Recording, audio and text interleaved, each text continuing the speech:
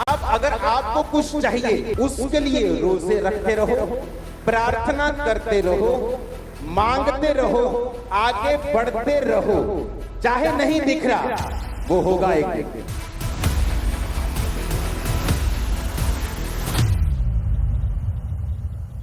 जितनी देखी हुई चीजें हैं ये अनदेखी वस्तु से बनी। उजाला हो जाए, समुद्र अलग हो जाए, धरती अलग हो जाए, मछलियां बन जाएं, जानवर बन जाएं, परमेश्वर ने अपने शब्दों से सब कुछ बनाया है। जब आप ऐसी चीजों के पीछे हैं जो इम्पॉसिबल हैं, पर आप ये चाहते हो कि वो मेरी धरती पर मुझे प्रैक्टिकली मिलनी चाहिए, मटेरियल के रूप में, शारीरिक आशीष के रूप में, वो बेबी हो, वो हीलिंग हो, वो बरकत हो, वो आपकी डेस्टिनी का फुलफिल होना हो।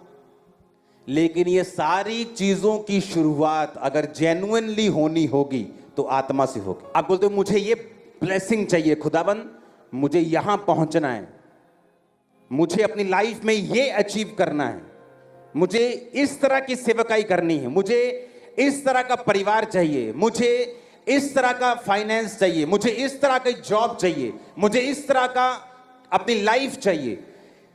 सब कुछ अगर खुदा की ओर से होगा तो आत्मा में शुरू होगा, जो दिखेगा नहीं।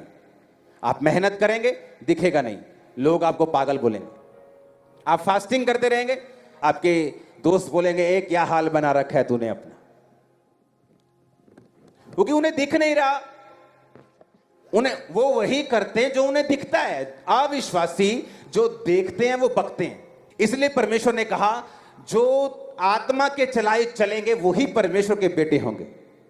आत्मा दिखता नहीं है। अब अगर आपको कुछ चाहिए उसके लिए रोजे रखते रहो, प्रार्थना करते रहो, मांगते रहो, आगे बढ़ते रहो, चाहे नहीं दिख रहा वो होगा एक दिन। इसीलिए अविश्वासी नहीं होना है, क्योंकि आपको जो चाहिए और जो आप मांग रहे हैं और जहां आप दौड़ रहे हैं आपको कभी दिखेगा नहीं, दिखेगा नहीं।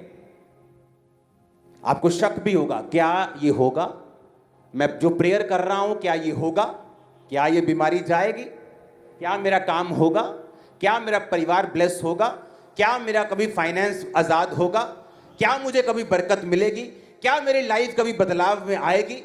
लेकिन जब मैं चर्च जाता हूं बड़ा अच्छा महसूस होता है, सामर्थ्य उतरती है, मैं गिर जाता हूं, लोग मुझे पाखंडी बोलते होंगे, लोग मुझे तू गिर जाता है चर्च में, तेरे में दुष्ट आत्मा है, तू गिर जाता है, लोग कुछ भी आपको बोलते होंगे। पर आपको यह मालूम होना चाहिए कि हर एक शारीरिक आशीष की शुरुआत आपकी आत्मा से होती है। कोई भी विश्वासी, दुनिया का कोई भी विश्वासी, उसकी जिंदगी में परमेश्वर ने कभी ऐसे काम नहीं किया जैसा वो चाहता है। इसीलिए जब आप चर्चेस में लोग देखते हैं आप उनको डबल माइंड देखते हैं, इधर भी जा रहे हैं, मेलों में भी जा रहे हैं। क्यों? स्पिरिचुअल आइज बंद है उनकी। इसीलिए खामरा चर्च में आप देखते हैं मिरेकल्स ज्यादा होते हैं। रीजन क्या? कि जब मिरेकल्स हो जाते हैं आपको बताया जाता है प्रैक्टिकली हुआ कैसे है और आप अपनी लाइफ में कैसे हासिल कर सकते हैं। कि जब परमेश्वर आपकी लाइफ में करेगा ना वो दिखेगा नहीं। एक मोहल्ला था, वहां से 8 औरतें चर्च में आई, 4 के प्रेगनेंसी नहीं थी, एक ही जगह से, कुछ रिश्तेदार भी थी आपस में, पूरा ग्रुप आता था एक ही मोहल्ले से, 4 औरतों के बेबी नहीं था। अच्छा लगा, आए, मीटिंग सुनी, 1 हफ्ता, 2 हफ्ता, 10 हफ्ते, 4-5 महीने बाद एक वापिस चली गई,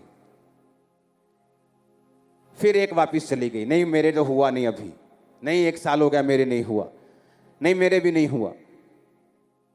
उनमें से एक औरत थी जो बिल्कुल डेड थी अपने गर्भ में, 17 साल उसकी मैरिज को हो गए थे। वो कहती है अच्छा मैं बेबी के लिए नहीं जाती हूं, मैं खुदा के लिए जाती हूं, मुझे पता चल गया सच्चा परमेश्वर कौन है, मैं बेबी के लिए नहीं जाती। पेट दर्द हुआ एक दिन, उसके चेक किया तो प्रेग्नेंट थी 17 साल बाद। और इमेजिन करो जो वापस चली गई थी उनका हाल क्या हुआ होगा। क्योंकि जब आत्मा में आप कुछ मांगते हैं और आत्मा में कुछ हो रहा होता है वो आपको दिखता नहीं। प्रॉब्लम ये है पौलुस ने कहा परमेश्वर, उसको शरीर में कांटा चुभा। शरीर में कांटा चुभने का मतलब है कोई शारीरिक प्रॉब्लम थी उसको। तो उसने प्रेयर की, प्रभु मुझे शारीरिक प्रॉब्लम क्यों है, इसे खत्म कीजिए। ऊपर से आंसर आया, मेरा फजल ही तेरे लिए काफी है। जब बाइबल कहती है पौलुस ने जब सुना तो वो समस्या उसके लिए समस्या नहीं रही, क्योंकि उसके पीछे का मकसद उसे समझ आ गया।